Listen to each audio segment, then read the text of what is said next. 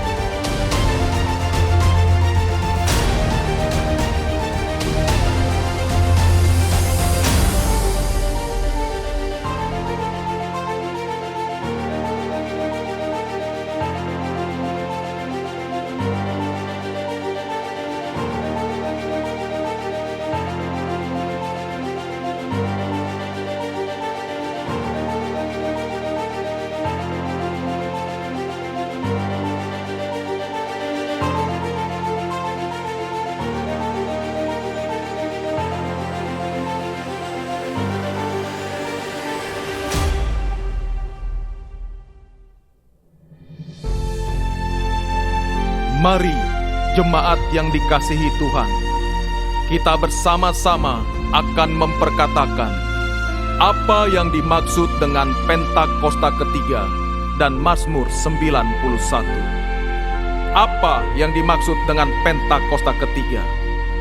1. Pentakosta ketiga adalah pencurahan Roh Kudus yang dahsyat di zaman ini, melebihi yang terjadi di Azusa Street.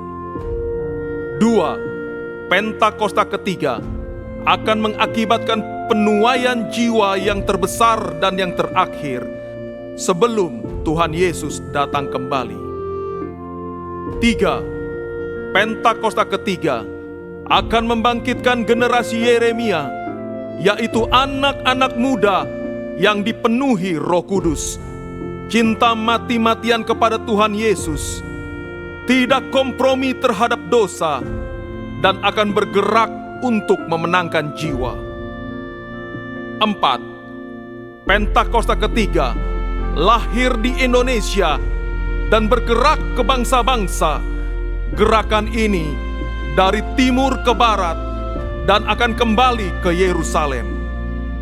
5. Pentakosta ketiga akan memberikan kuasa untuk menyelesaikan amanat agung, dan setelah itu Tuhan Yesus akan datang kembali. Dan mari bersama kita sepakat dan percaya akan firman Tuhan yang terdapat di dalam Mazmur 91. Dalam lindungan Allah, orang yang duduk dalam lindungan yang maha tinggi dan bermalam dalam naungan yang maha kuasa, akan berkata kepada Tuhan, tempat perlindunganku dan kubu pertahananku, Allahku yang ku percayai. Sungguh Dialah yang akan melepaskan engkau dari jerat penangkap burung, dari penyakit sampar yang busuk. Dengan kepaknya Ia akan menudungi engkau, di bawah sayapnya engkau akan berlindung. Kesetiaannya ialah perisai dan pagar tembok. Engkau tak usah takut terhadap kedahsyatan malam, terhadap panah yang terbang di waktu siang, terhadap penyakit sampar yang berjalan di dalam gelap, terhadap penyakit menular yang mengamuk di waktu petang.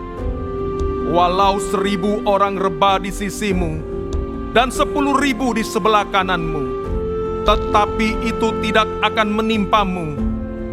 Engkau hanya menontonnya dengan matamu sendiri dan melihat pembalasan terhadap orang-orang fasik. Sebab Tuhan ialah tempat perlindunganmu. Yang Maha Tinggi telah kau buat tempat perteduhanmu. Malapetaka tidak akan menimpa kamu, dan tulah tidak akan mendekat kepada kemahmu. Sebab malaikat-malaikatnya akan diperintahkannya kepadamu untuk menjaga engkau di segala jalanmu. Mereka akan menatang engkau di atas tangannya, supaya kakimu jangan terantuk kepada batu. Singa dan ular tedung akan kau langkahi. Engkau akan menginjak anak singa dan ular naga. Sungguh hatinya melekat kepadaku, maka aku akan meluputkannya. Aku akan membentenginya, sebab ia mengenal namaku. Bila ia berseru kepadaku, aku akan menjawab. Aku akan menyertai dia dalam kesesakan. Aku akan meluputkannya dan memuliakannya. Dengan panjang umur akan kukenyangkan dia, dan akan kuperlihatkan kepadanya keselamatan daripadaku. Haleluya! Amin. Kami buka ibadah hari ini di dalam nama Tuhan Yesus Kristus. Haleluya! Amin. Boleh sekali lagi tepuk tangan yang paling meriah buat Tuhan Allah kita. Haleluya. Shalom Bapak Ibu Saudara yang dikasihi Tuhan. Shalom. Tuhan kita tuh sangat baik, amin. Dia Allah yang teramat baik dalam hidup kita. Sampai dengan hari ini kita ada karena kebaikan dan kasih setia Tuhan. Mari hari ini kita menyanyikan setiap kasihnya dan kebaikannya dari hati kita yang mengucap syukur. Yang mau katakan amin.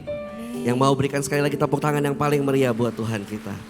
Haleluya. Mari sama-sama kita berdoa. Kami mengucap syukur buat kebaikan-Mu Tuhan.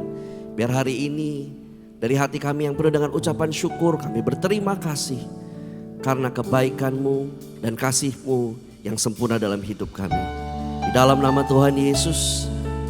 Haleluya. Amin.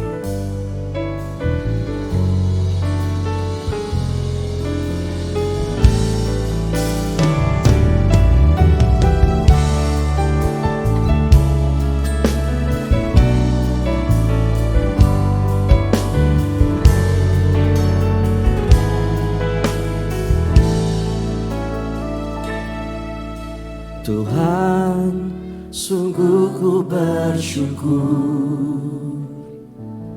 Kau menyertai hidupku selama ini. Bapa, ku berterima kasih untuk kasih setiamu yang tak pernah berakhir. Aku ada hari ini karena Tuhan baik dan teramat baik bagiku. Semua yang ku alami bersamamu ku lewati.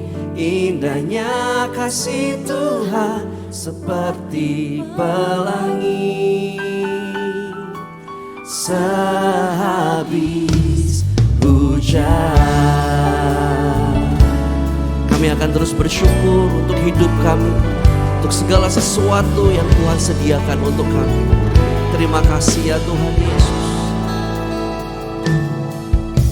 Tuhan, sungguh ku bersyukur Kau menyertai hidupku selama ini. Bapa, ku berterima kasih untuk kasih setiamu yang tak pernah berakhir. Katakan, Tuhan, sungguh ku bersyukur Engkau menyertai kami ya Tuhan Yesus hidupku selama ini. Bapa, ku berterima kasih untuk kasih setiamu yang tak pernah berakhir. Aku ada hari ini karena Tuhan baik dan teramat baik bagiku. Semua yang ku alami bersamamu ku lewati. Indahnya kasih Tuhan seperti pelangi. Sehabis hujan aku ada hari ini karena Kau yang baik untuk kami Tuhan. Teramat baik bagiku. Yes Lord Jesus. Semua yang ku alami bersamamu ku lewati. Indahnya kasih Tuhan seperti pelangi. Sehabis hujan ku ada hari ini karena Tuhan baik dan teramat baik bagiku. Semua yang ku alami bersamamu, indahnya kasih Tuhan seperti pelangi.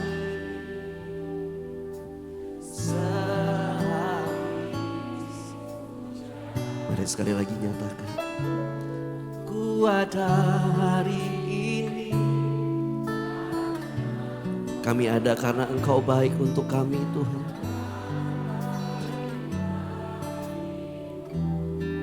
Segala yang kami alami, kami lalui bersama denganmu ya Tuhan. Indahnya sungguh Kau membuktikan kasih-Mu pada kami Tuhan. Terima kasih Tuhan Yesus. Mari sama-sama nyatakan, aku ada hari ini. Aku ada hari ini karena Tuhan baik dan teramat baik bagiku. Semua yang ku alami bersamamu ku lewati. Indahnya kasih Tuhan seperti pelangi. Sehabis hujan, mari sekali lagi nyatakan, aku ada hari ini karena Tuhan baik dan teramat baik bagiku. Semua yang ku alami bersamamu ku lewati. Indahnya kasih Tuhan seperti pelangi. Sehabis hujan, indahnya seperti pelangi. Indahnya kasih Tuhan seperti pelangi. Indahnya kasih Tuhan seperti pelangi. Sehabis hujan. Mari sambut dengan tepuk tangan yang paling meriah buat Tuhan kita. Mari kita mulai bersyukur kepada Tuhan. Sungguh Engkau baik ya Tuhan dalam hidup kami. Kami bersyukur. Kami ada semua karena kebaikan-Mu, semua karena kasih-Mu yang tak pernah habis. Terima kasih. Kami naikkan syukur hari ini, sebab Kau buktikan kasih-Mu, sebab Kau buktikan kebaikan-Mu.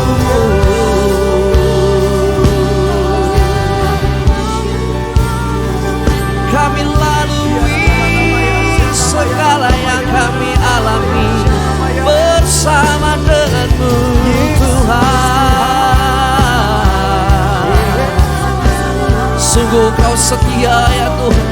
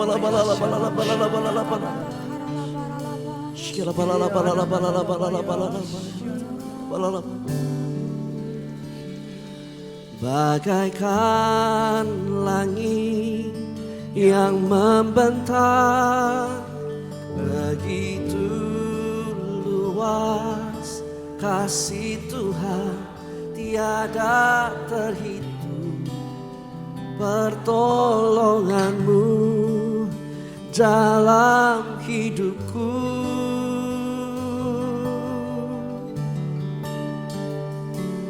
Bagaikan dalamnya samudra, begitu dalam kasih Tuhan, tiada terhitung kesetiaan-Mu dalam hidupku. Sambil angkat tangan kita, mari jemaat Tuhan katakan, bagaikan langit yang membentang, begitu luas kasih Tuhan, begitu luas kasih-Mu ya Tuhan. Pertolongan-Mu dalam hidupku, sungguh luar biasa Tuhan Yesus. Bagaikan dalamnya samudra, begitu Kau buktikan begitu dalam kasih-Mu untuk setiap kami. tiada terhitung kesetiaan Engkau Allah kami yang setia. dalam hidupku. Mari berikan tepuk tangan yang paling meriah buat Tuhan kita. Haleluya. Bagaikan langit yang membentang, begitu luas, kasih Tuhan tiada terhitung, pertolongan-Mu dalam hidupku. Bagaikan dalamnya begitu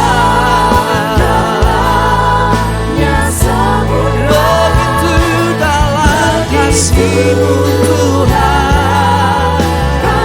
Tuhan, tiada terhitung, kesetiaan-Mu dalam hidupku.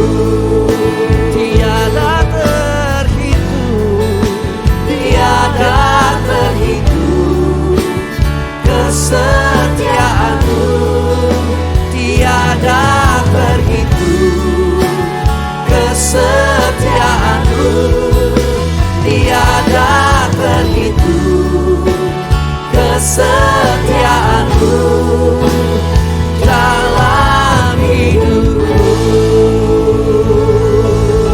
Sorak-sorai tepuk tangan yang terbaik buat Allah kita.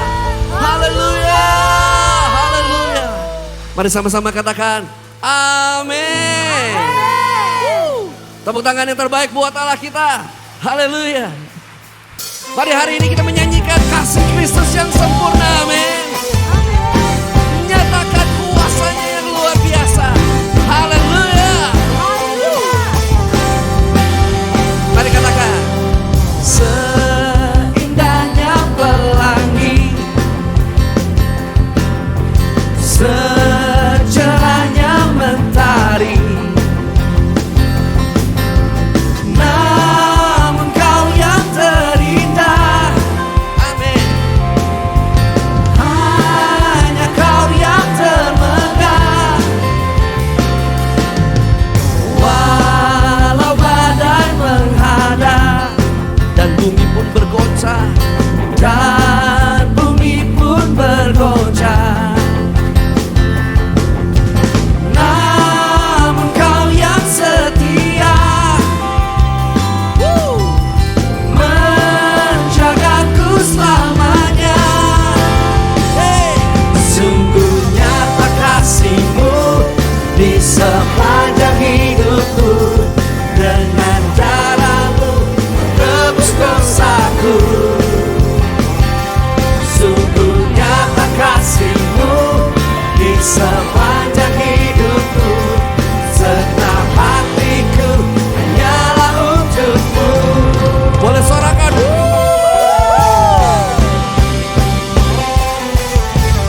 Mari lebih semangat lagi kita memuji Tuhan. Haleluya. Mari sama-sama katakan seindahnya pelangi, secerahnya mentari,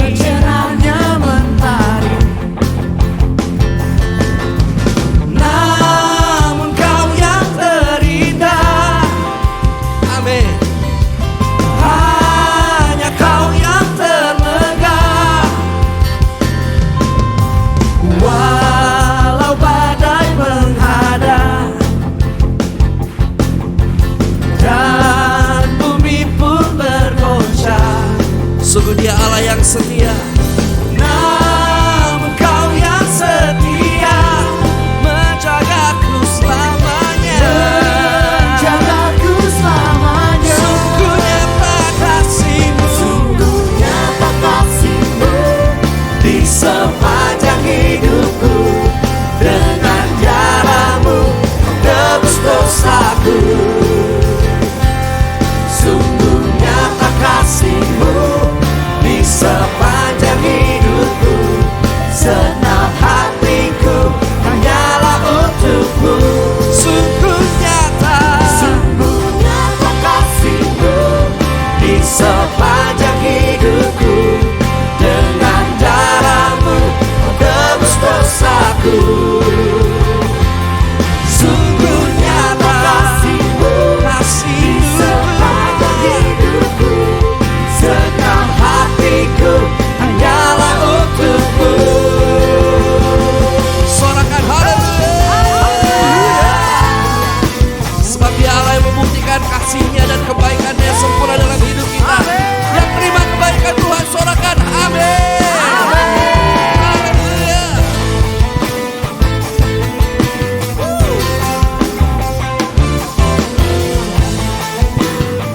saudara sendiri nyatakan. Sungguh nyata kasih-Mu sepanjang hidupku.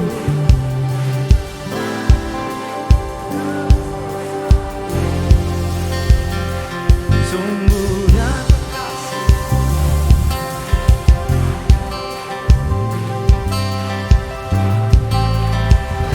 Boleh lebih sambil tepuk tangan di atas kepala sama-sama, come on. Sungguh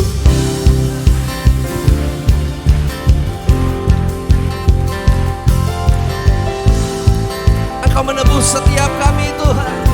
Sungguh nyata kasih-Mu.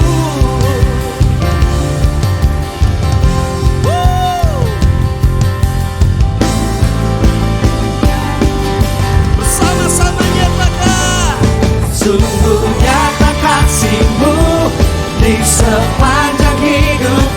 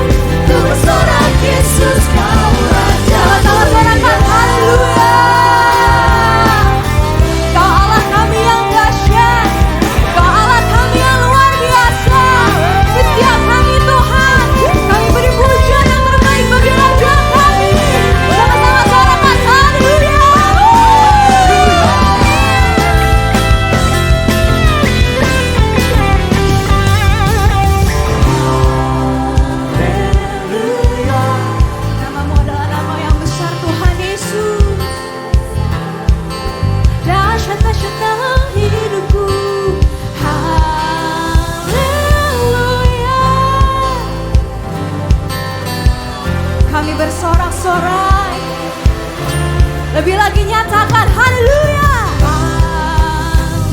Haleluya. Amin.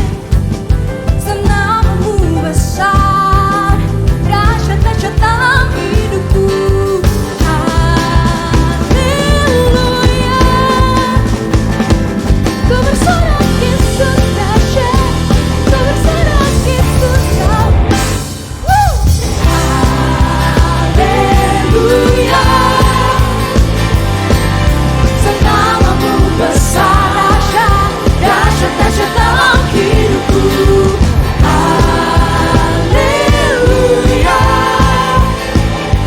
Ku bersorak Yesus dahsyat, ku bersorak Yesus kau Raja mulia. Kami bersorak wahai Tuhan, ku bersorak Yesus dahsyat, ku bersorak Yesus kau Raja mulia. Sorak-sorai yang meriahkan Tuhan Yesus, Raja di atas segala raja.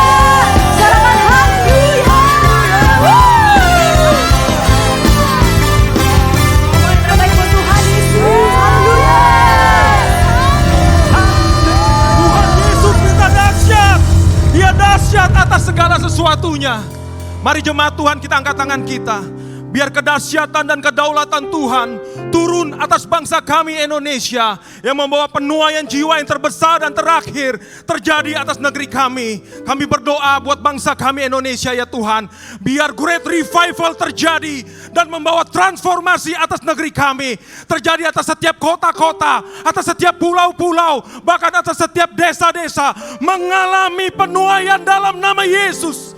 Berkati juga atas pemerintahan Indonesia saat ini ya Bapa. Kami berdoa berkati Presiden kami Pak Jokowi, untuk wakilnya Pak Maruf Amin, juga atas setiap kepala daerah dari pusat sampai daerah-daerah yang terkecil sekalipun. Kami berdoa ya Tuhan, biar roh takut akan Tuhan ada atas setiap mereka, sehingga membawa setiap mereka untuk memimpin, membawa setiap rakyat yang ada di daerah mereka menjadi sejahtera, penuh kedamaian dan kerukunan ya Bapa.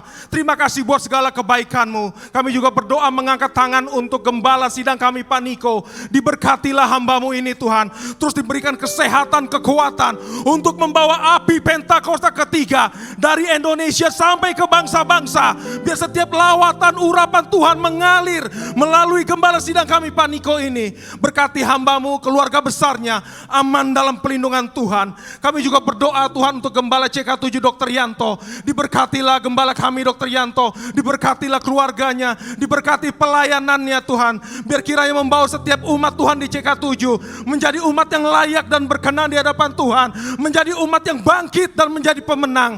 Terima kasih ya buat segala kebaikan-Mu atas Gembala kami. Kami juga berdoa ya Tuhan untuk generasi Yeremia, untuk setiap anak-anak muda yang ada atas setiap keluarga umat-Mu saat ini, yang ada atas negeri kami Indonesia, bahkan sampai bangsa-bangsa. Kami berdoa ya Tuhan, biar setiap anak-anak muda kami ini Tuhan menjadi anak-anak muda yang hidupnya bagi Kristus, yang hidupnya dipenuhi dengan kemuliaan Tuhan. Mereka bersinar, bercahaya.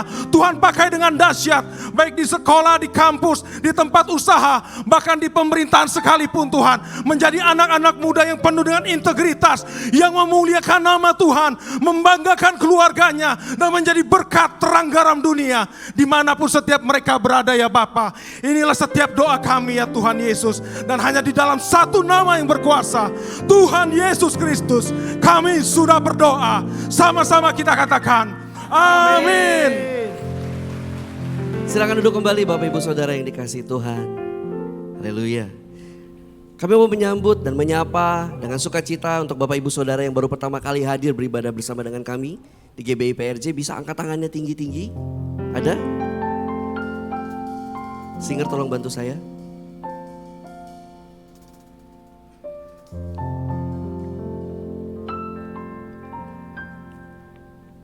Oke, semua jemaat yang setia, puji nama Tuhan. Dan informasi tambahan Bapak Ibu Saudara bahwa lift yang ada di sebelah kiri panggung sudah dibuka dan dapat digunakan. Jadi bagi Bapak Ibu Saudara yang ada duduk di sektor D, mungkin bisa keluar melalui lift yang ada di sebelah kiri. Puji nama Tuhan. Kita akan memberikan persembahan Bapak Ibu Saudara. Yang membutuhkan amplop bisa angkat tangannya, teman-teman pengerja dengan cepat akan membantu Bapak Ibu Saudara. Dan juga Bapak Ibu Saudara bisa scan kris yang ada di depan bangku Bapak Ibu Saudara dan pastikan nama yang tertera di handphone Anda adalah kolekte GBI PRJ. Bila sudah siap, saya undang kita sekali lagi bangkit berdiri bersama-sama. Kita akan deklarasi doa persembahan.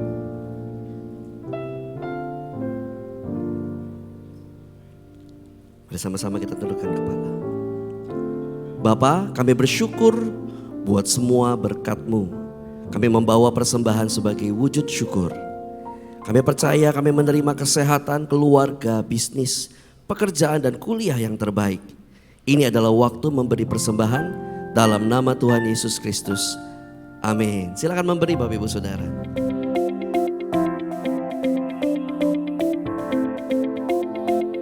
Shalom. Berikut kami sampaikan beberapa pengumuman. Ibadah Raya Onsite hari Minggu 14 Mei 2023 pukul 7 waktu Indonesia Barat dilayani oleh Pendeta Johan Lomendong dan disertai dengan cek kesehatan gratis. Pukul 9 dan 11.30 waktu Indonesia Barat dilayani oleh Pastor Randy Junaidi BSC, Head of IT and Product Tokopedia. Pukul 16.30 waktu Indonesia Barat dilayani oleh Pendeta Robertus Purwadi SESPD. Ibadah Raya Onsite disertai dengan ibadah onsite pemuda dan anak, yaitu King's Kids, ibadah anak berkebutuhan khusus, Little Blessing Toddler, Sekolah Minggu, Joshua Generation Kids Church English Service, Junior Church Indonesian Service, 316 Youth English Service,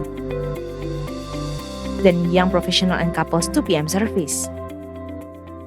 Yesus Engkau yang kuandalkan, melebihi siapapun juga. Yesus Engkau yang ku percaya di setiap waktu. Tiada lain yang ku andalkan selain Kau, Yesus.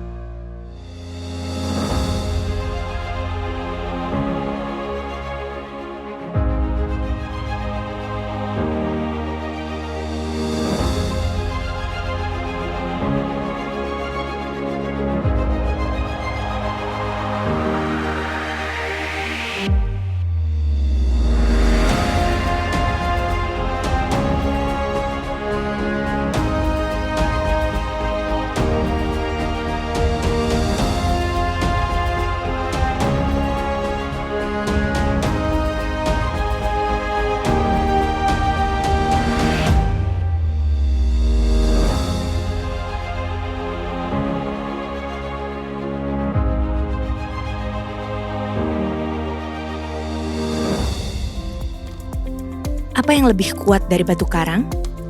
Yang lebih cantik dari bunga bakung? Lebih berharga dari permata? Lebih hebat dari superhero? Jawabannya adalah Supermom. Kami mengundang semua Supermoms untuk merayakan Mother's Day bersama Joshua Generation Kids Church dalam 2 ibadah yang seru, berkesan, penuh canda, dan haru pada hari Minggu 14 Mei 2023 pukul 9 dan 11.30 waktu Indonesia Barat. Bertempat di lantai 9 Emerald Room dengan dress code, matching outfits, mom and kids. Berbagai hadiah menarik menanti Anda. Untuk informasi lebih lanjut dapat menghubungi hotline JJKC dengan WhatsApp 0815 1935 5064. Shalom, Ma. Shalom. Acara apa ini? Ini acara Oh, CK7 Kids Crusade. betul. Acara apa ini? Jadi ini Oh, acara KKR anak. betul, Tanggal berapa Mami. ya? Jadi acara di tanggal Oh, tanggal 20 Mei jam 2 siang. Iya, Mami.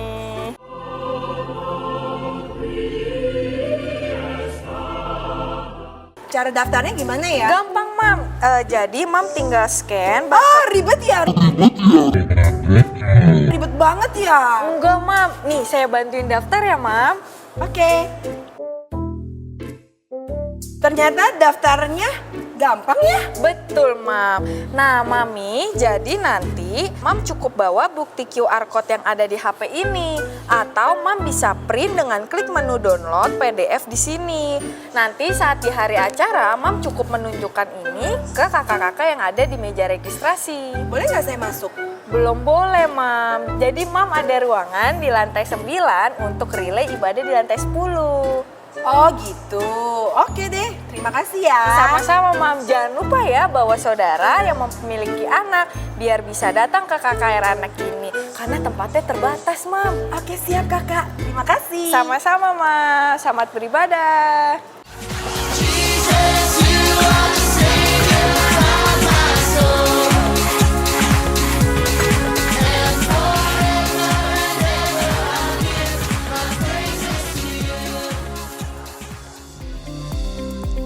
Tim misi GBI PRJ mengadakan donor darah pada hari Minggu 21 Mei 2023 pukul 10 sampai dengan 13 waktu Indonesia Barat.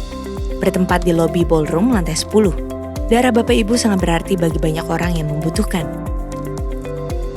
Untuk info kesempatan melayani, bergabung di GBA atau Gemar Baca Alkitab, That's for Life Indonesia, pendaftaran baptisan selam, Bible Study, pemberkatan nikah dan lain-lain, dapat dilihat di website www.gbiprj.org atau follow Instagram @gbiprj. Sekian pengumuman pada hari ini. Terima kasih atas perhatian Bapak Ibu sekalian. Tuhan Yesus memberkati. Ketika kami menghadapi suatu masalah, suatu pencobaan, kami percaya bahwa kami punya Tuhan yang besar. Tuhan yang tidak akan pernah meninggalkan setiap kami. Tuhan yang selalu ada berjalan di samping setiap kami. Di setiap kami Tuhan Yesus, kami akan selalu percaya. Amin.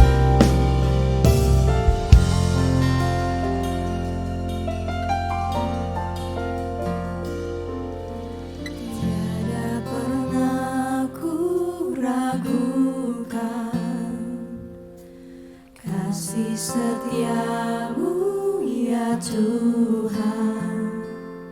Setiap waktu dalam hidupku tak pernah kau tinggalkan. Meski langit tampak suram, awan gelap pun menghadang. Hadapi badai, lewati gelombang, tak pernah kau tinggalkan diriku.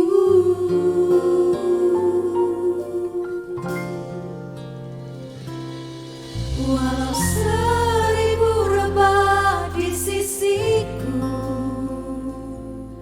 kau tetaplah Allah penolongku. Walau 10.000 rebah di kananku, takkan ku goyah sebab Yesus sertaku. Kami tak akan goyah sebab kami tahu Tuhan Yesus selalu beserta setiap kami, Tuhan.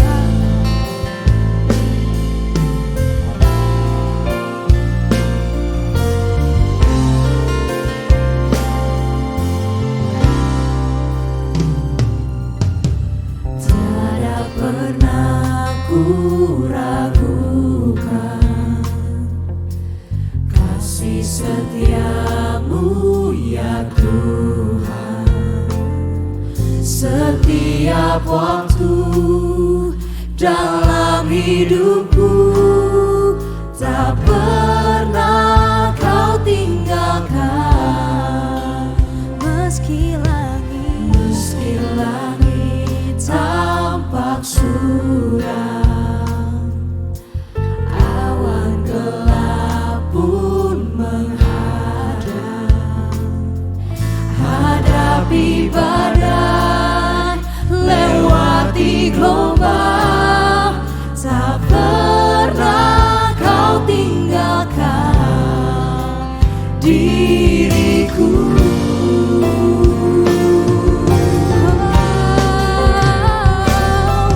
Walau 1000 rebah di sisiku, sisiku.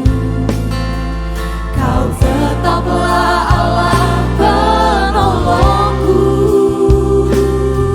Walau 10.000 rebah di kananku, takkan ku goyah sebab Yesus sertaku. Walau 1000 rebah di sisiku, Kau tetaplah Allah penolongku. Walau 10.000 rebah di kananku, takkan ku goyah sebab Yesus sertaku. Walau 1000 rebah, kami mengangkat tangan kami Tuhan, sebagai tanda bahwa kami percaya bahwa Engkau satu-satunya penolong setiap kami. Rebah di kananku, takkan ku goyah. Walau 1000 rebah, Kau tetaplah Allah penolongku.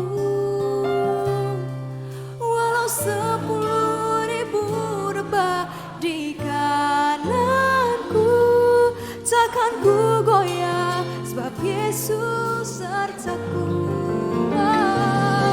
Walau 1000 rebah di sisiku, amin, Kau tetaplah Allah penolongku.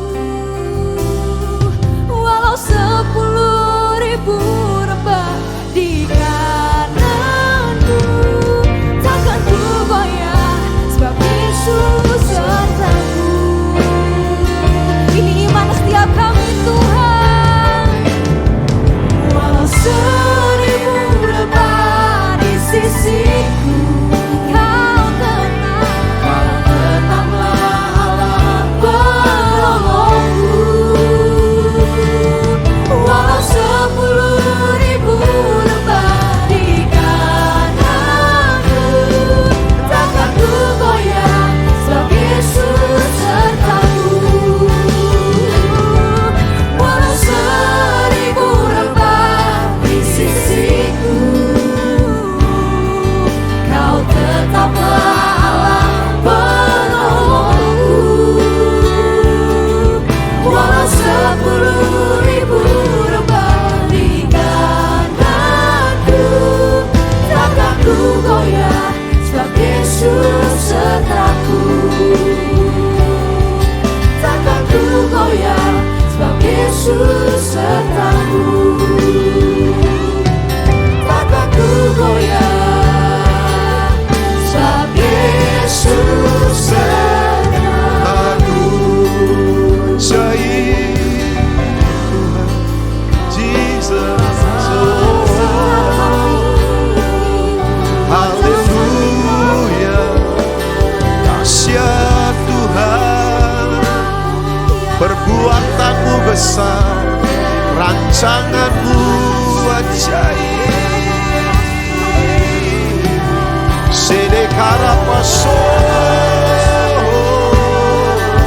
kami sembah namamu yang ajaib, nama di atas segala nama, nama yang ajaib. Tak pernah tinggalkan kami, selalu menyertai kami, ajaib Tuhan. Kami sembah, sedekarapaso, nakarapaso. Haleluya, haleluya, sekaramaso. Walau 1000 rebah di sisiku, Kau tetaplah Allah. Walau 10.000 rebah di kananku, takkan ku goyah sebab Yesus. Sekali lagi. Walau 1000 rebah, oh yes, Kau tetaplah Allah. Walau 10.000 rebah di kananku, takkan ku goyah, takkan ku goyah, sebab Yesus sertaku. Oh, takkan ku goyah, sebab Yesus sertaku. Haleluya.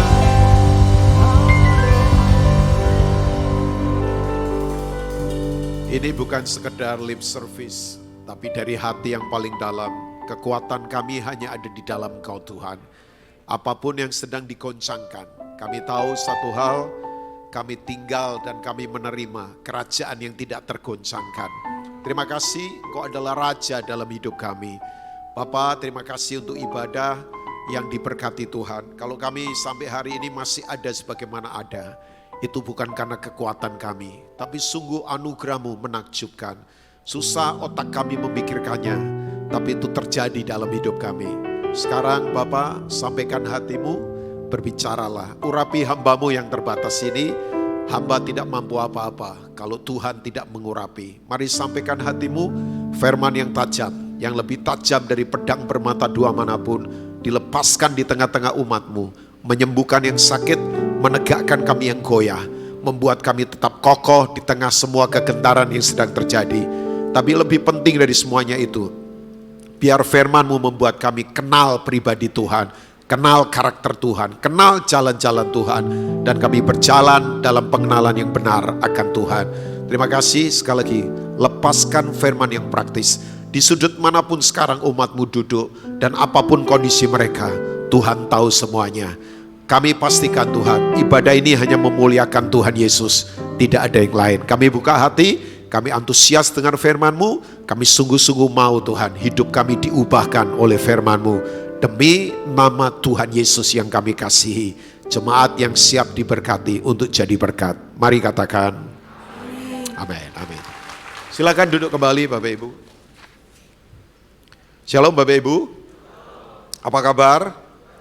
Luar biasa ya, saya senang kembali ada kembali di jemaat ini. Ya buat saya ini jemaat sudah seperti keluarga saya, karena ya dalam anugerah Tuhan cukup lama saya kenal jemaat ini, terlibat bersama-sama. Nah, yang siap rindu firman Tuhan, mari buka hati tanpa menggurui saudara, tanpa sok tahu, tanpa saya merasa paling pintar. Kalau saya bilang begini gak basa-basi ya Bapak Ibu ya, karena saya tidak mampu apa-apa kalau Tuhan tidak memberi anugerah buat saya. Nah, saya nggak tahu kenapa tergerak sekali untuk sampaikan tentang hidup yang dipimpin oleh kuasa. Ya, katakan kuasa Bapak Ibu. Nah, kata kuasa dalam bahasa Yunani itu ditulis dengan dua kata. Yang pertama exousia, itu ada di John chapter 1 verse 12. Sudah bisa baca itu, Yohanes 1 ayat 12. Itu bicara tentang wibawa otoritas. Itu yang disebut dengan exousia. Tapi yang kedua ada di Kisah Rasul 1 ayat 8. Nah itu ditulis dengan kata namanya dunamos. Dari kata itu Bapak Ibu mungkin pernah dengar kata dinamit. Ya itu ada apa itu explosive power, ada daya ledak yang tak terbatas. Itu yang disebut dengan dunamos. Tapi sumber kuasa ini jelas itu berasal dari Roh Kudus. Ya makanya kalau orang berkata begini, kalau begitu sumber kuasa datang dari kita berdoa Pak? Bukan. Mungkin saudara kaget ya, sebab banyak orang berdoa kalau tidak dituntun Roh Kudus, ya percuma. Ya, walaupun untuk mendapat kuasa ini memang harus berdoa yang dituntun oleh Roh Kudus. Saya ulangi lagi ya, sumber kuasa kita datang bukan karena berdoa, karena ada banyak orang berdoa untuk kepentingannya sendiri. Doanya dihabiskan hanya untuk memenuhi nafsunya. Itu yang Yakobus katakan, kamu nggak dapat apa-apa karena kamu salah berdoa, bayangkan. Sudah berdoa nggak dapat apa-apa. Ngeri sekali kan. Itu berarti doanya salah, karena doanya hanya untuk memuaskan keinginan nafsunya. Bapak Ibu bisa baca kitab Yakobus mungkin pasal keberapa itu, saya lupa pasal 3 atau pasal 1 ya, saya agak lupa, tapi Bapak Ibu bisa cek itu ya. Nah, sumber kuasa itu datang dari Roh Kudus, bukan dari doa. Tapi untuk dapatkan kuasa itu memang harus lewat doa yang dituntun oleh Roh Kudus. Saya berharap kata-kata saya dimengerti ya Bapak Ibu ya. Nah, kenapa kita perlu kuasa ini? Sebab gini, gift yang Tuhan beri buat kita, karunia yang Tuhan beri buat kita. Ada, saya yakin lah, kayak Pak Dedi punya karunia kepemimpinan misalnya, memimpin staff misalnya. Ada yang punya karunianya apalagi menasehati. Ya, itu biasanya orang-orang yang punya itu tuh, kalau di perusahaan bisa itu tuh, ya mungkin di HRD kali ya. Ya, dia bisa membangkitkan kekuatan semangat orang, menasihati, butuh kan ya.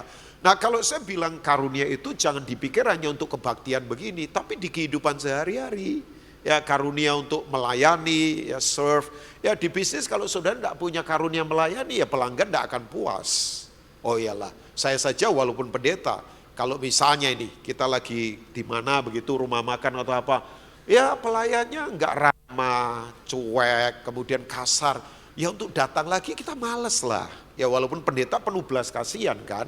Tapi kan perlu itu orang-orang yang memang serve-nya bagus, melayaninya bagus. Ramah sama pelanggan, kemudian apalagi ya suka memperhatikan kalau ada apa-apa, itu tidak punya respon yang salah. Jadi gift ini jangan pikir hanya untuk pelayanan atau ibadah begini. Tapi di kehidupan sehari-hari. Menasehati orang yang putus asa, misalnya di keluarga kan. Ada orang kayak di keluarga saya ini, ada adik-adik saya yang punya itu tuh karunianya menasehati. Jadi keponakan-keponakan yang putus asa dinasehati. Ya misalnya putus asa, ya kok susah hidup ya, mau kuliah saja berat misalnya. Dia nasehati, jangan putus asa. Tapi dia tidak cuma nasehati, dia juga memberi juga. Makanya kemudian oh ya, beberapa keponakan kita tolong bisa kemudian kuliah, selesaikan kuliah. Nah itu ada orang-orang yang punya karunia begitu Bapak Ibu. Nah semua kita lahir dengan karunia itu ya. Karunia memberi, Pak kalau saya bukan karunianya memberi Pak, saya karunianya mengambil. Itu bukan dari Tuhan itu. Nah, itu namanya bisa jadi klepto, dia memang suka nyolong-nyolong begitu kan. Itu bukan karunia dari Tuhan lagi sembarangan. Nah, tapi tiap kita pasti lahir siapapun punya karunia, ya kan? Makanya Bapak Ibu, semua kita harus berkontribusi untuk memuliakan Tuhan. Yang percaya katakan amin. Jangan dipikir segala-galanya pendeta, saya terbatas. Ya, mungkin karunia saya bisa berkhotbah, tapi untuk manajemen saya nggak punya karunia itu, makanya saya perlu ditolong. Istri saya punya karunia itu, oh iya, dia ngatur uang paling jago, 1 rupiah saja nggak meleset. Oh iya, makanya setan tidak berani goda dia soal uang. Asli, oh iya udah. Dia paling hitung, paling tepat dalam kehidupan. Makanya dia pernah jadi bendahara sekolah, dia pernah jadi bendahara apa, bukan karena istrinya Rubinong. Ya memang ada jaminan namanya suaminya juga. Tapi memang dia punya karunia di situ. Ya, dia punya karunia itu. Kalau saya ya yang jelimet-jelimet begitu, aduh pusing lah ya, pusing buat saya. Tapi begini, karunia-karunia ini dalam kehidupan sehari. Jadi sekali lagi, ini bukan untuk kebaktian, tapi di kehidupan sehari-hari. Itu harus di-empower sama kuasa Tuhan. Harus diperlengkapi oleh kuasa Tuhan. Oke, satu kali nih di jemaat mula-mula terjadi revival, Roh Kudus turun ya dalam sebuah momen namanya Pentakosta. Itu Kisah Rasul pasal 2, Bapak Ibu bisa baca ya. Wah, setelah itu terjadi pergerakan luar biasa. Bayangkan, ada seorang yang tadinya penakut, tiba-tiba jadi pembicara pertama kali di revival gereja mula-mula. Namanya Petrus. Pembicara pertama kali di pergerakan gereja mula-mula adalah Petrus. Begitu dia khotbah, berapa orang bertobat? 3.000 jiwa bertobat. Wah, coba bayangkan. Ini jemaat ibadah 2 ini 3.000 ada enggak? Kira-kira? Kurang lebih ya, kira-kira ya. 3.000 orang bertobat, kenal Tuhan, bayangkan. Wah, terjadi lawatan luar biasa. Nah setelah itu, dalam bentuk komunal-komunal kayak Goal sekarang ini, terjadi lawatan, jiwa-jiwa dituai. Nah ada kelompok jiwa, orang Yahudi tapi berbahasa Yunani. Ini namanya kelompok Helenis. Jadi kelompok Helenis ini walaupun dia orang Yahudi, tapi tidak lagi bicara bahasa Hebrew, tapi bahasa Greek, karena udah terpengaruh oleh itu tuh kebudayaan Yunani, Rome Empire dan sebagainya ya Bapak Ibu ya. Nah ternyata para janda-janda dari Yunani ini tidak dilayani dengan baik untuk table ministry, pelayanan meja. Jadi ini, itu dari kata itu muncul kata diakonos, ya diakonia. Nah, mungkin ada beberapa saudara yang terlibat di pelayanan diakonia, memberi makan untuk janda-janda yang kekurangan. Ya, ini janda-janda tua yang kekurangan ya. Jangan kunjungi janda-janda muda yang kaya. Ya kan? Apalagi janda campuran. Nah, itu jangan itu ya. Oke, enggak, bercanda saja. Tapi betul, ini janda-janda tua yang susah, yang tidak bisa menghidupi diri sendiri diabaikan. Para rasul, 12 rasul ngumpulin mereka ngomong gini, ini enggak baik. Sebab kita ini jangan sampai melupakan pelayanan sosial ini. Jadi berkat di luar sana. Saya yakin gereja ini pun lakukan itu. Nah kemudian akhirnya diputuskan, dipilih 7 diaken. Salah satunya adalah menjadi martir pertama. Di pergerakan gereja mula-mula namanya Stefanus. Ada yang namanya Stefanus di sini? Saya doakan jadi martir. Enggak lah. Tapi enggak usah takut jadi martir. Orang kalau jadi martir dalam Tuhan, itu masuk surga enggak perlu registrasi ulang. Karena kreditnya tuntas. Ya oke. Tahu enggak? Kata Stefanus, kalau orang perempuan, wanita biasanya Stefani. Ya Stefani itu perempuan, Stefanus itu laki. Stefanus itu artinya crown, mahkota. Ini adalah kingdom authority. Otoritas kerajaan. Makanya saya kalau kenalan sama orang, what is your name? Ya dia bilang Stefanus, crown. Dia punya mahkota, dia punya otoritas kerajaan. Atau siapa namamu? Stefani. Dia punya otoritas kerajaan.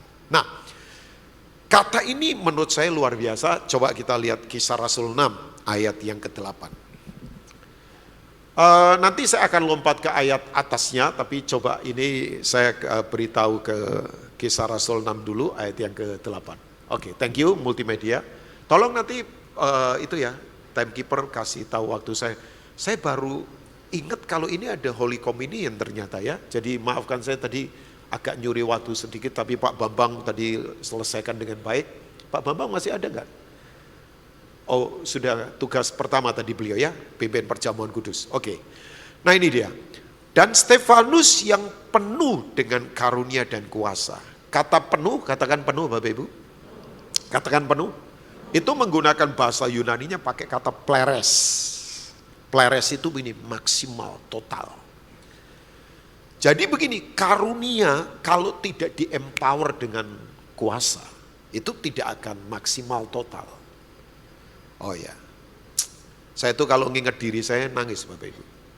Saya ini orang yang sebetulnya ya ampun. Sampai tante saya bilang Bin. Maksudnya nama saya Rubin, kan panggilnya Bin. Ya dia bilang, tante itu pikir kamu itu tidak jadi orang walaupun sudah orang. Itu kan, untungnya dia tante saya. Kalau enggak saya mungkin jadi kodok loh. Ya kan, itu kan kata-kata yang biasa tapi dalam loh itu. Tante pikir kamu enggak jadi orang walaupun sudah orang. Karena dia tahu saya. Dia itu tahu saya peminder karena memang papa saya ya background keluarga. Ya papa saya jatuh usaha, 8 bersaudara, anak nomor 1. Makanya saya pernah jadi kuli di pasar bertahun-tahun. Ya sebelum saya kemudian kuliah biaya sendiri, saya kemudian bekerja, saya ngelatih drum, cari uang. Gini-gini, ya kakakmu mantan tukang pukul loh, karena main drum kan. Jadi saya ngambil kursus drum, kemudian latih supaya tujuannya saya dapat uang. Enggak apa-apa lah, daripada minta nyolong, ya nggak jelas, bergantung sama orang lain. Saya nggak pernah mau hidup begitu, jadi penalu saya nggak pernah mau. Oh ya, dari awal sampai sekarang. Ya, tapi kemudian dia bilang, saya nggak nyangka loh. Dia kadang-kala dengar, Rubin lagi di mana nih? Misalnya dalam anugerah Tuhan, sekali lagi dalam anugerah Tuhan. Saya lagi ke Amerika, saya lagi ke Australia. Ya, dari tahun 2000 saya sudah pelayanan di Australia. Dan orang panggil saja. Nggak tahu, saya sampai bilang, kalian tuh tahu dari mana? Ya dengar dari orang gitu aja. Saya ke Kanada, Sampai tante saya bilang, saya bingung lihat kamu. Tapi saya sadar begini, semua yang Tuhan taruh di dalam saya karunia. Misalnya, saya ini karunianya salah satu adalah connecting jaringan. Ya, oh ya, orang yang dekat dengan saya tahu bahwa saya ini penghubung semuanya. Makanya di tim yayasan saya disebut dengan jaringan pembangun bangsa. Dan waktu saya renungkan, sekian puluh tahun bergerak, itu tersambung ke banyak tempat loh. Tidak cuma di Jawa, Sumatera, di mana-mana, orang pada tersambung begitu. Dan saya tidak punya kepentingan apapun asli. Oh ini ada kepentingan nanti dapat apa bisnis, enggak sama saya. Tanyalah orang-orang yang dekat dengan saya. Itu memang karunia yang Tuhan beri buat saya.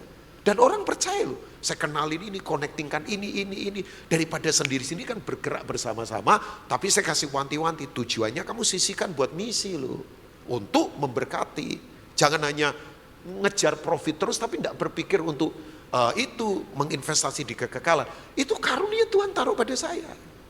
Padahal kalau ngomong tampilan ya begini biasa saja. Tapi ternyata kalau nggak dilengkapi dengan kuasa Tuhan, percuma Bapak Ibu. Nggak akan bisa penuh. Katakan sekali lagi penuh. Makanya banyak orang begini, karunianya begitu-begitu terus. Padahal hebat. Saudara pernah lihat gak ada orang yang ahli di bidang tertentu, tapi gak bisa maksimal di situ. Oh ya, ada orang pinter di bidang tertentu, tapi gak bisa maksimal. Makanya kalau gak dikuasai oleh kuasa roh Tuhan, itu kita gak akan berdaya sama sekali. Ya, mengadakan mujizat-mujizat dan tanda-tanda di antara apa Bapak Ibu? Orang banyak. Kata di antara orang banyak itu berarti di kehidupan sehari-hari. Di kehidupan sehari-hari. Enggak, saya lagi tiba-tiba ingat seseorang yang punya anak. Ya, ini teman pendeta. Teman pendeta ini.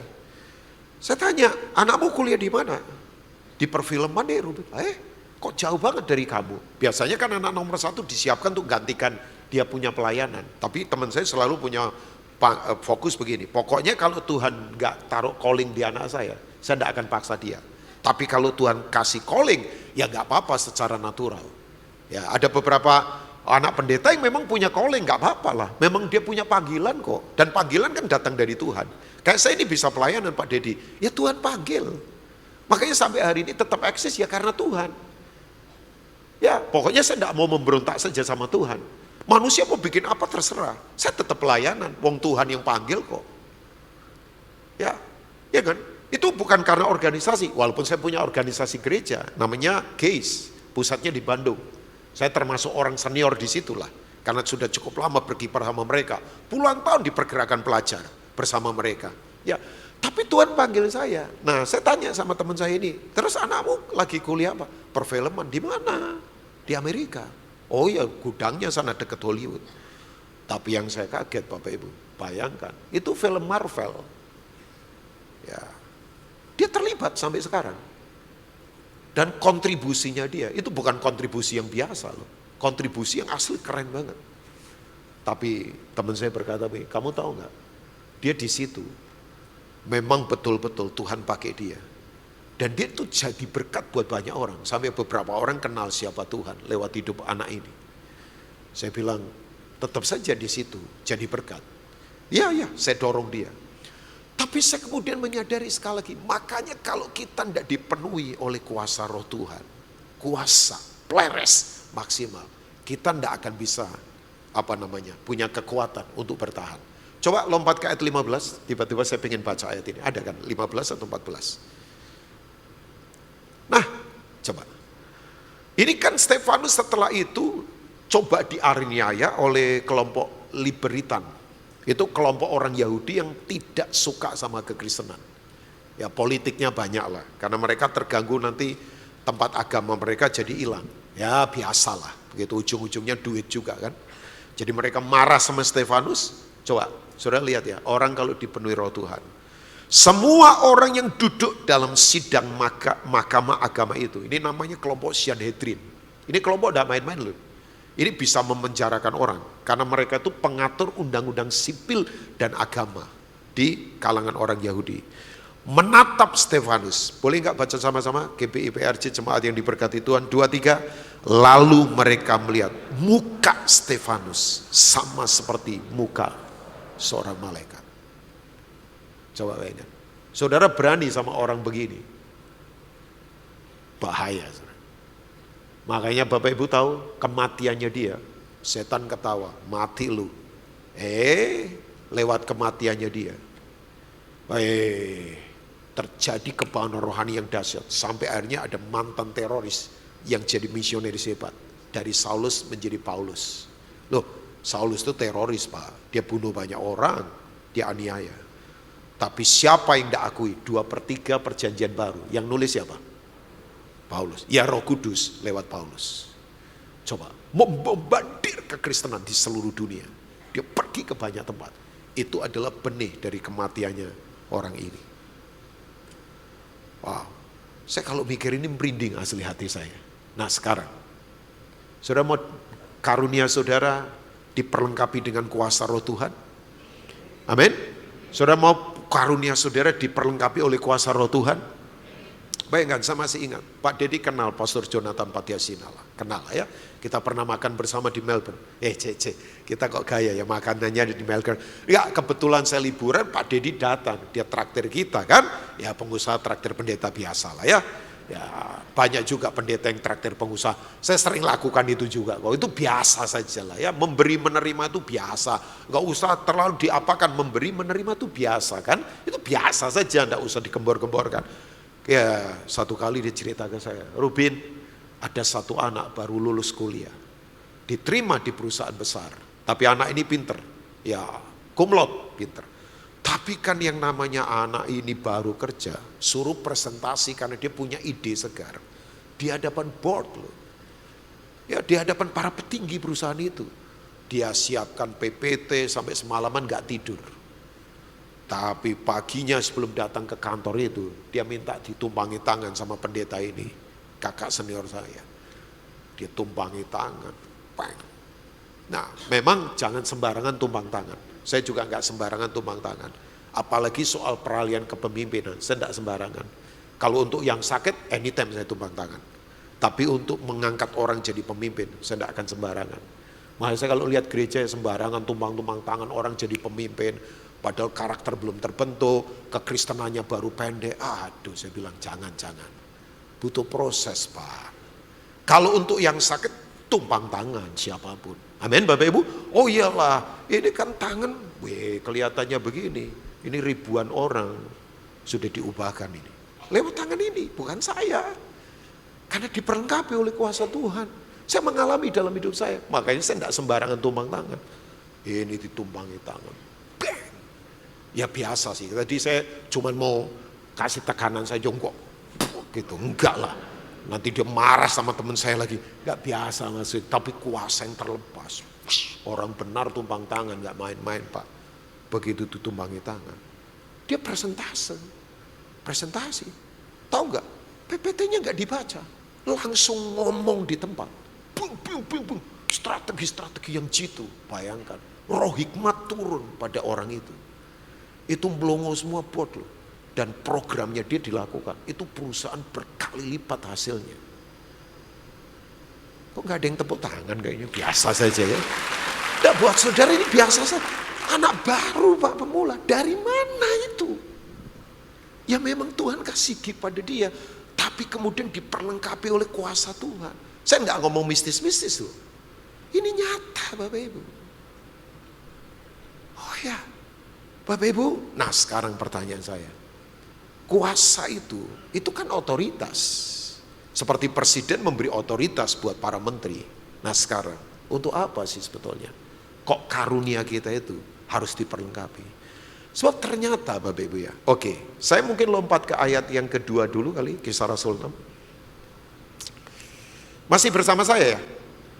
Masih ya? Nggak siapa tahu sudah pergi kemana pikirannya kan? Sementara saya khotbah begini pikirannya ke nasi padang atau nasi. Ya, janganlah ya, tetap hadir penuh, sadar penuh di sini ya. Kalau orang hadir sebuah acara, kalau nggak hadir penuh dan sadar penuh ya susah memang. Ya, jadi kita nggak dapat apa-apa. Oke, mungkin ayat yang multimedia 3 boleh coba atau 4? Oh 3, thank you. Karena itu saudara-saudara, pilihlah 7 orang dari antaramu yang terkenal baik dan yang penuh dengan apa? Roh dan hikmat. Jadi orang yang penuh pleres dengan roh, itu pasti hikmatnya kuat. Apa itu hikmat? Kata hikmat berasal dari kata namanya itu Sofia.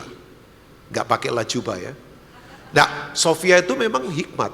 Itu kan bahasa aslinya hikmat. Itu ide dasar pemikiran yang kuat. Karena Tuhan menerobosi. Nah, hikmat gak ada urusan dengan gelar formal. Saudara pernah lihat gak ada orang keluaran Boston University atau mungkin S2 dari UI? Ya mungkin. Enggak apa-apa. Itu kan gelar-gelar keren. Tapi hidup kelakuannya berantakan. Pernah lihat gak? Berarti orang seperti itu cuman pinter di otak tapi gak punya hikmat. Makanya ngeri kan Mahatma Gandhi ngomong begini, pendidikan sekarang mencetak orang pinter secara knowledge, tapi karakternya berantakan. Pinter untuk nipu, pinter untuk ngeles dari kebenaran, pinter untuk kelicikan. Ngeri kan?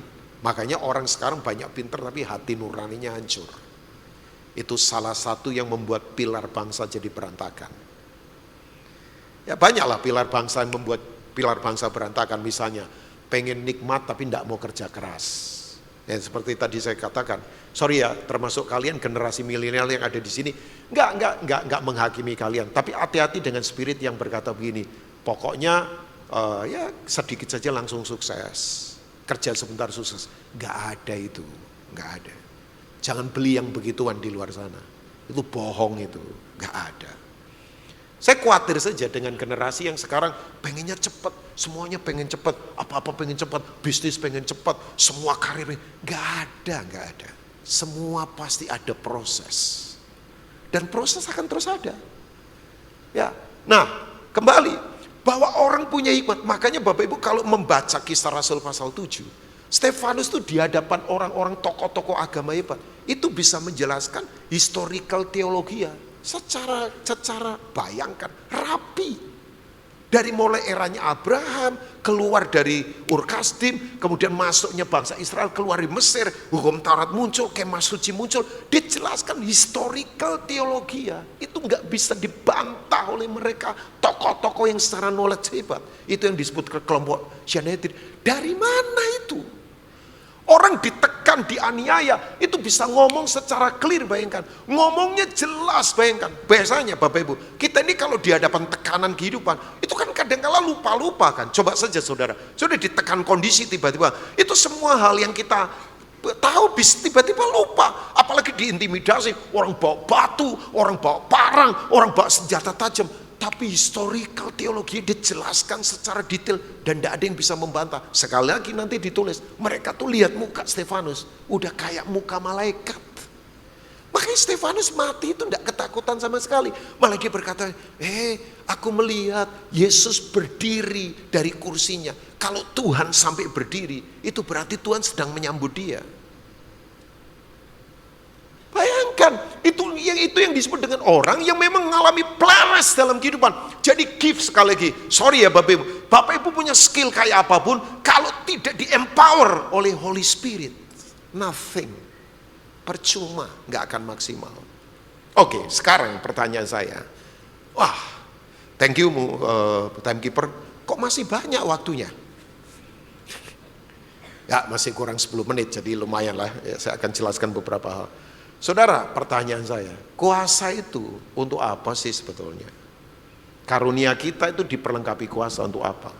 Yang pertama, coba. Kuasa itu bukan hanya sekedar untuk kita melakukan sesuatu, tapi untuk kita menjadi sesuatu. Maksudnya apa? Kuasa itu bukan sekedar untuk melakukan sesuatu saja, tapi yang terutama adalah mengubahkan kita untuk menjadi sesuatu. Oke. Kisah Rasul 1 ayat yang ke-8. Bro, main pelan-pelan bro. Ya kan? Thank you ya. Kamu gak marah sama saya kan? Dia mungkin mikir ya, ini setiap kali Rubin Ong datang saya mesti nemenin. Ya. Tapi percayalah, ada berkat khusus loh kalau kamu nemenin saya. Kok gak amin kayaknya? Beberapa orang yang dekat dengan saya, jomblo langsung dapat pasangan loh. Nah, kayaknya gak jomblo lah dia. Hah? Sudah married ya? Oh ya, berarti kamu akan diberkati di bidang lain. Ketawanya mengejek saya kayaknya. Oh iya. Saya masih ingat di Ambon itu ada anak yang suka jemput-jemput pembicara. Jadi dia jemput-jemput kita. Satu kali teman saya bilang, nanti satu kali kamu akan dijemput-jemput. Tahu nggak sekarang? Dia di Amerika dijemput-jemput orang.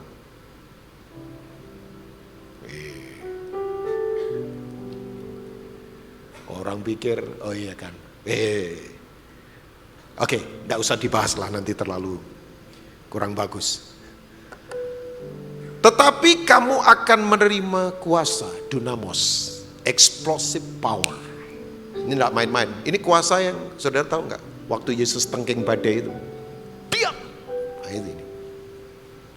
Waktu Lazarus mati sudah beberapa hari. Lazarus keluar. Ini. Waktu dia berjalan di atas air. Dan Petrus berkata, kalau engkau itu Tuhan, suruh aku jalan. Come. Dia berjalan di atas air. Itu. Ini Bapak Ibu. Kalau Roh Kudus turun ke atas kamu, kalau berarti ada kemungkinan ya kalau kita memberontak ya nggak turun karena Roh Kudus itu roh yang gentle. Ya saya ingatkan ya Bapak Ibu, Roh Kudus itu gentle loh. Dia tuh penuh kuasa, hebat tak tertandingi. Tapi dia tidak suka maksa. Kalau kita tolak dia pergi kok. Oh ya, saudara memberontak saja dia pergi. Dia tuh gentle banget, dia tidak suka maksa. Loh kalau Tuhan main paksa, ya ampun, tidak perlu ada kebaktian, pasti semuanya bertobat kok. Kalau Tuhan main paksa, ada orang keras kepala di Injil tidak mau bertobat. Kalau Tuhan main paksa, gampang, pulang ke rumahnya anjing herdernya berdiri dan berkata, bertobat lu, saya yakin bertobat. Hah? Atau detak jantungnya dicepetin, nggak usah terlalu cepet lah, 30 detik, oh cepet itu ya. Duk, duk, duk, duk, duk, duk, duk, duk, duk. Tanda tangan cek sampai nggak bisa, netes keringet terus. Coba. Kita itu kan kadang sombong, tapi Tuhan kan tidak suka main paksa. Tuhan kalau main paksa, ya ampun, jatuhkan meteor kemana, buak, semua mati. Gampang Pak. Tapi Tuhan itu gentle, Tuhan itu lemah lembut, power under control. Dia punya kuasa, tapi dia mampu mengendalikan kuasa itu. Oh iya, waktu dia disalib dia aja, katanya Mesias, turun dong. Pertanyaan saya, Yesus bisa turun nggak? Mau turun gaya apa? Ya kan, salto dulu di udara, slow motion lagi. Ya kan, pakunya dilempar, tak, kena ke jidatnya mereka, tak, tak, tak, tak. Ya kan, saya suka begitu ya kan. Kemudian mahkota durinya dia puter, terus lepaskan, kayak senjata bumerang, wik, wik, wik, wik, wik, wik, wik. Ya kan, orang-orang gondrong langsung botak mendadak semua, cerat gitu. Terus berdiri di depan mereka, tampar, sak gitu, gigi copot semua di udara, melayangin slow motion lagi. Saya suka berpikir yang liar begitu tuh. Tapi kudus kan kita suka kuasa begitu. Orang tidak suka sama kita langsung kedip-dip, langsung buntung satu.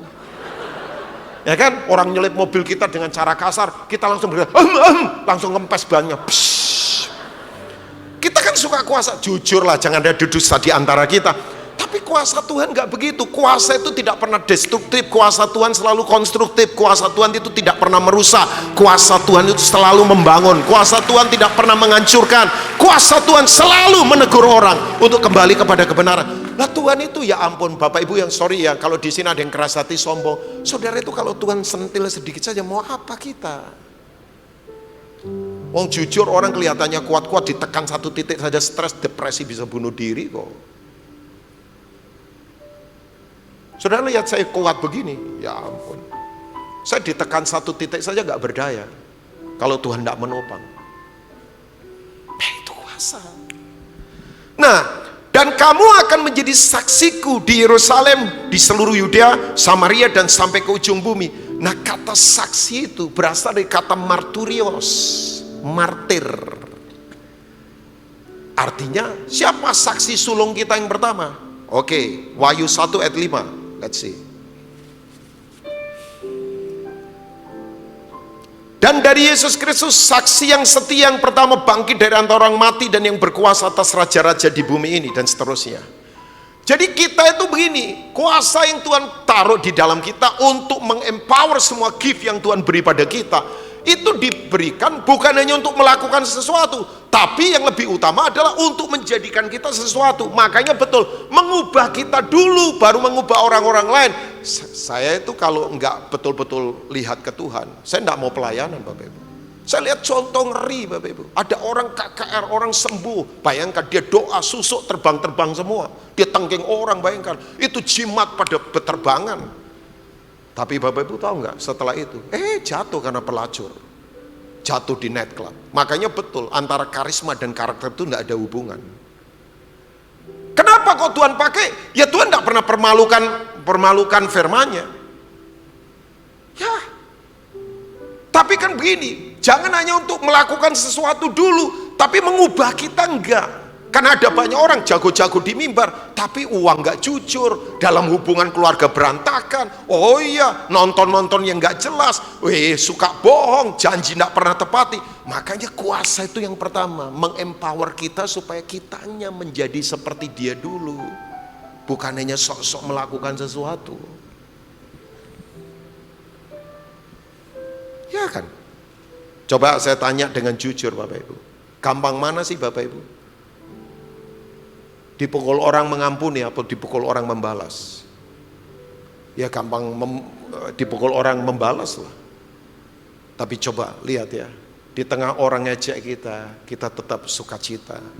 Di tengah orang gosipin kita tetap respon dengan benar. Di tengah orang sombong mau pamer sesuatu, kita tetap jadi orang simple yang tidak pernah perlu membuktikan apa-apa. Nah itu, kuasa itu untuk mengubah kita begitu dulu. Makanya saya nggak mau misalnya, walaupun saya bukan pembicara hebat apa, biasa saja lah. Ya wong saya pelayanan ini anugerah Tuhan.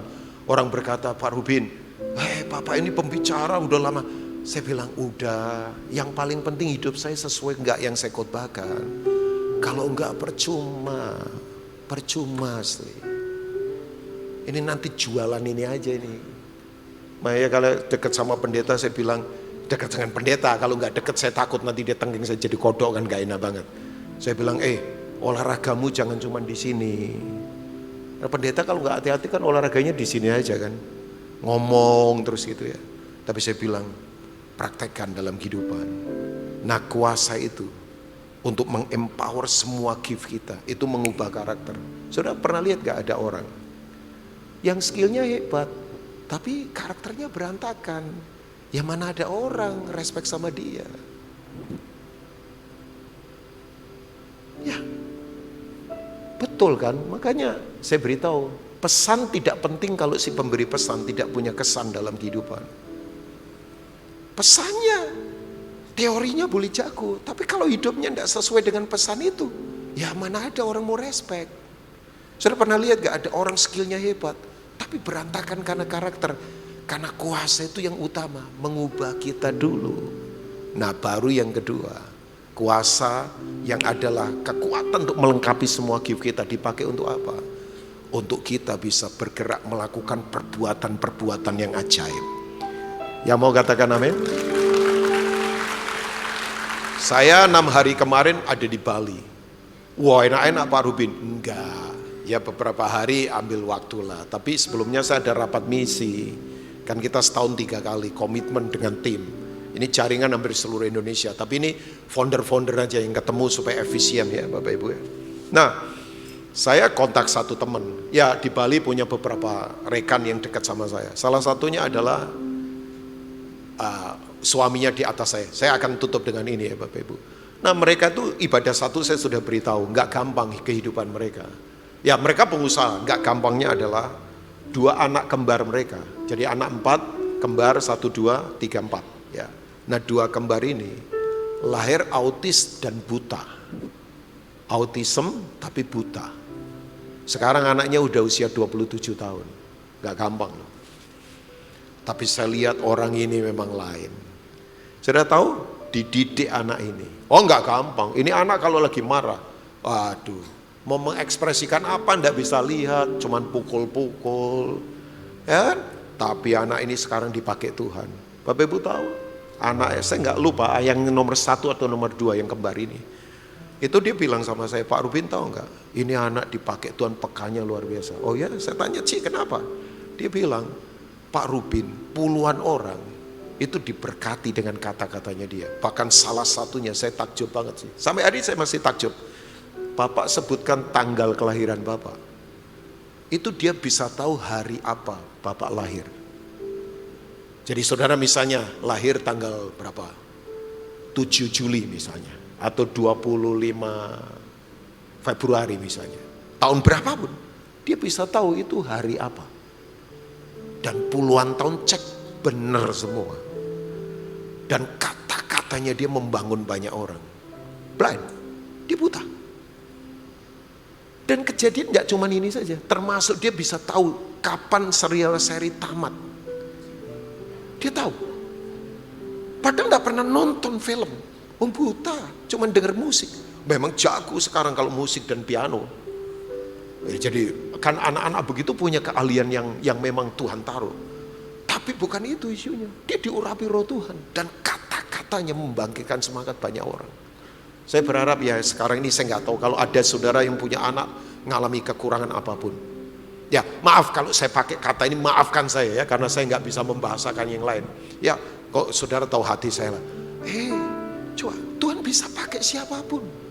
Oke, saya tutup ya. Saya satu kali ngobrol dengan orang Ambon. Ya mungkin pernah dengar cerita ini ya. Tapi saya akan lebih lengkapin lagi. Ini orang ini, bayangkan lulus SD, anak miskin. Dia kemudian kerja di Pertamina, di bagian tukang potong rumput. Tukang potong rumput tapi di Pertamina. Di Pertamina tapi tukang potong rumput. Tukang potong rumput tapi di Pertamina. Di Pertamina tapi tukang potong rumput. Saudara tahu? Kemudian ya keren kan, puluhan tahun yang lalu kerja di Pertamina. Jadi tapi yang luar biasa. Orang ini pelihat. Jadi setiap kali di kantor siapa yang nyolong, itu ketahuan wajahnya plus namanya walaupun belum kenalan. Jadi karunianya dia dipakai. Pimpinan, polisi jadi tertolong, beberapa ketangkap, naik jadi pesuruh, tapi di Pertamina, tapi pesuruh tapi di Pertamina. Saudara tahu, nyingkapkan banyak kejahatan, korupsi sekecil apapun tersingkap, bayangkan, sampai pimpinannya naik karena diapresiasi oleh Pertamina Pusat.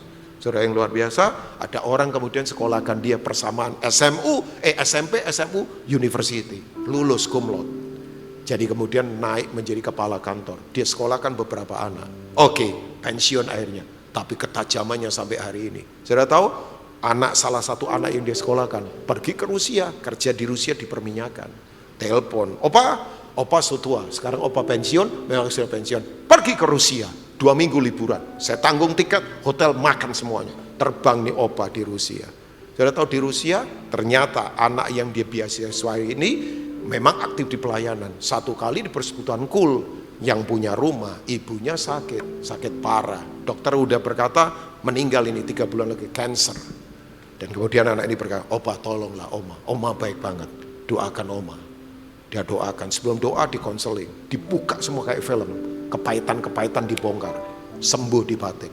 Bapak Ibu tahu, dia tumpang tangan. Alkitab berkata, orang benar tumpang tangan, sungguh-sungguh orang sakit disembuhkan. Ya, nah jangan tepuk tangan dulu karena belum selesai Bapak Ibu. Jadi Bapak Ibu ini, begitu tumpang tangan, sembuh ini oma. Kaget, sembuh sampai hidup bertahun-tahun lagi. Sudah tahu? Ternyata liburan 2 minggu diperpanjang jadi 1,5 bulan. Kenapa Pak? Karena begini, oma yang didoakan itu tahu, mertua ketua sinode gereja ortodoks seluruh Rusia.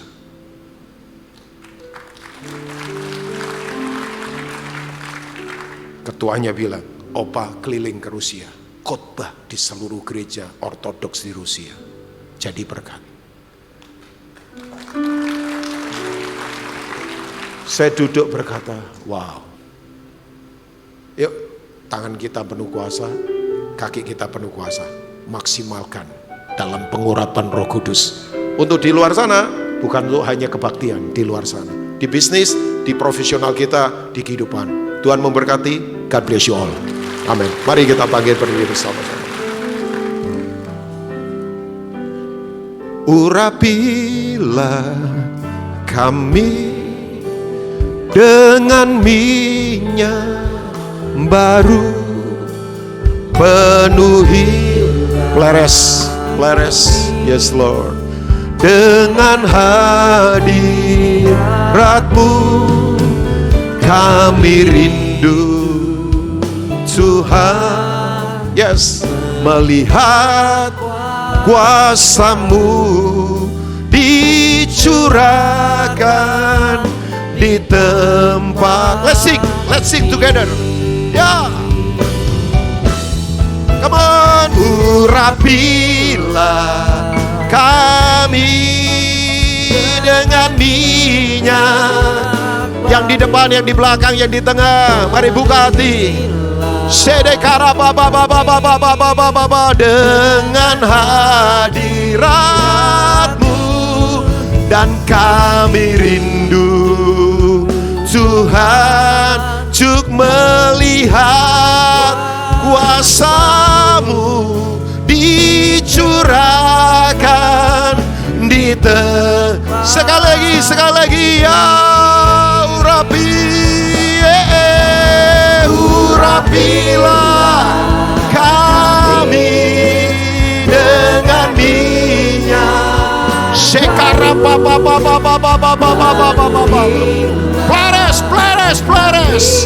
Empower kami Tuhan, empower kami di bidang apa saja ya. Kami rindu Tuhan untuk melihat kuasa-Mu dicurahkan di tempat, dicurahkan, dicurahkan di tempat ini. Jesus, dicurahkan di tempat ini. Mari angkat kedua tangan,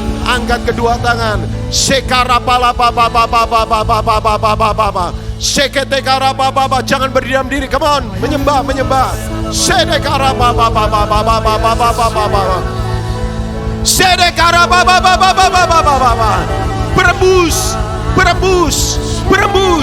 Berebus, ya. Catch the fire. Fire.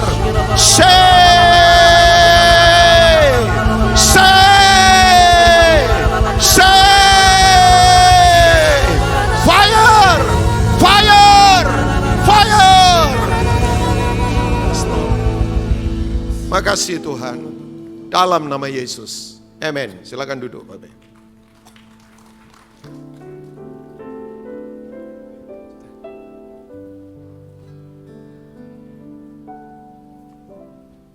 Saudara kasih Tuhan Yesus, kita akan masuk dalam perjamuan kudus. Perjamuan kudus berbicara tentang kematian Tuhan Yesus di atas kayu salib 2000 tahun lalu sampai dia datang untuk kali yang kedua. Melalui perjamuan kudus ini, Tuhan mau agar kita mengingat segala kebaikan Dia, agar kita lebih lagi mengasihi Dia dan juga mengasihi sama kita. Mari tundukkan kepala kita.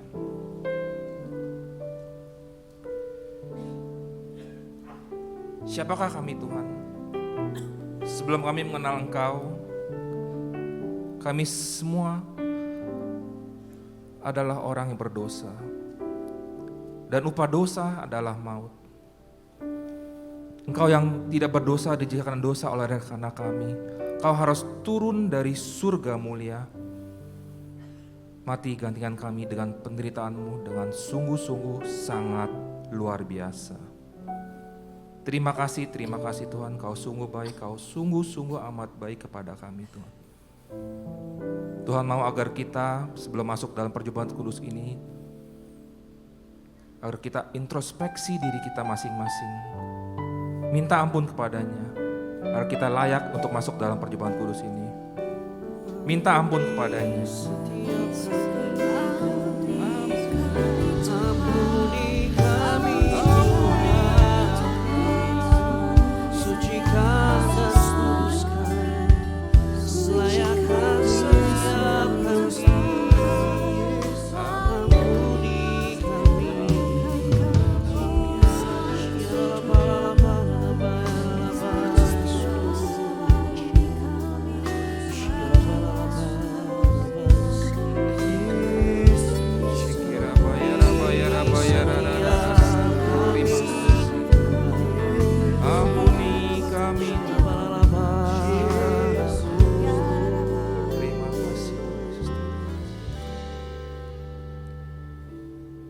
Terima kasih Tuhan untuk pengampunan yang sudah Kau berikan pada kami Tuhan.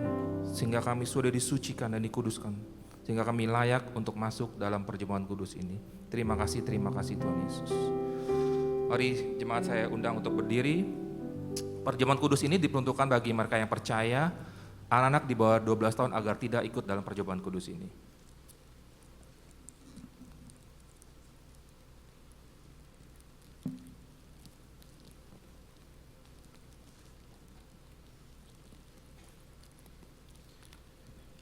Sebab apa yang telah kutuliskan kepadamu telah aku terima dari Tuhan, yaitu bahwa pada malam waktu ia diserahkan mengambil roti, kita angkat roti di tangan kanan kita tinggi-tinggi. Dan sudah itu mengucap syukur atasnya, ia mencapacahkannya dan berkata, inilah tubuhku yang diserahkan bagi kamu, perbuatlah ini menjadi peringatan akan aku. Saudara kasih Tuhan, bukankah roti yang kita pecah-pecahkan ini ada persekutuan kita dalam tubuh Kristus? Mari kita makan dalam nama Tuhan Yesus.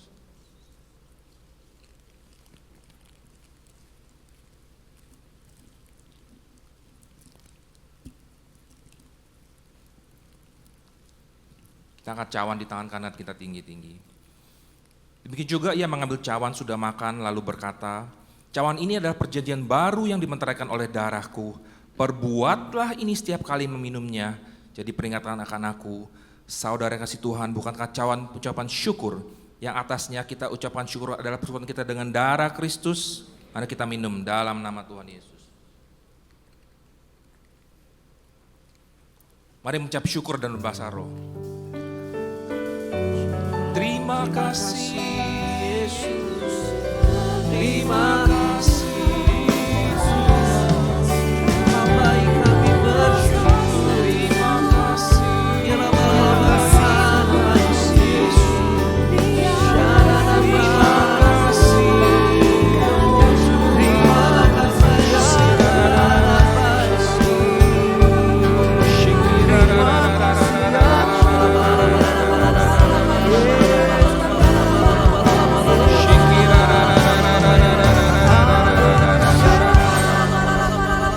pengurapan kasih mula-mula Tuhan curahkan, mujizat kesembuhan Tuhan curahkan. Terima, terima, terima, terima. Oh ya Rabba ya Terima kasih Yesusku, terima kasih Yesusku. Puji syukur hanya bagi Tuhanku. Terima kasih Yesusku, terima kasih Yesusku. Puji syukur hanya bagi Tuhanku. Puji syukur hanya bagi Tuhanku. Puji syukur hanya bagi Tuhanku. Terima kasih Tuhan untuk pengorbanan-Mu Tuhan di atas kayu salib 2000 tahun lalu Tuhan. Oleh darah-Mu Tuhan kami sudah diselamatkan Tuhan Yesus. Oleh darah-Mu kami sudah diperdamaikan sehingga kami dapat memanggil-Mu ya Aba, ya Bapa. Terima kasih Tuhan, terima kasih. Dan saat ini para suami angkat kedua tangan-Mu. Tuhan berkati para suami-suami tempat ini Tuhan. Jadikan mereka imam, raja dan nabi Tuhan. Yang dapat membimbing dan menuntun keluarga mereka untuk dapat mencapai destiny-Mu Tuhan Yesus. Biarlah karakter Kristus nantiasa ada kehidupan mereka Tuhan Yesus. Apapun yang mereka lakukan, Kau buat berhasil Tuhan. Kau bawa mereka ke level yang lebih tinggi lagi secara rohani maupun jasmani. Terima kasih Tuhan. Dan saat ini para istri angkat kedua tangan-Mu. Tuhan berkati para istri-istri tempat ini Tuhan. Jadikan mereka tiang doa dan penolong bagi keluarga dan anak-anak mereka Tuhan Yesus. Jadikan mereka pokok anggur yang manis Tuhan di tengah-tengah keluarga mereka Tuhan. Jadikan mereka wanita yang bijak Tuhan. Berikan mereka hikmat marifat-Mu Tuhan. Agar mereka dapat mendidik anak-anak mereka takut akan Engkau. Terima kasih Tuhan, terima kasih. Dan mari saat ini para anak muda yang belum menikah dan para single parents, angkat kedua tangan-Mu. Tuhan berkati para generasi Joshua Tuhan, tempat ini Tuhan, generasi penerus Tuhan.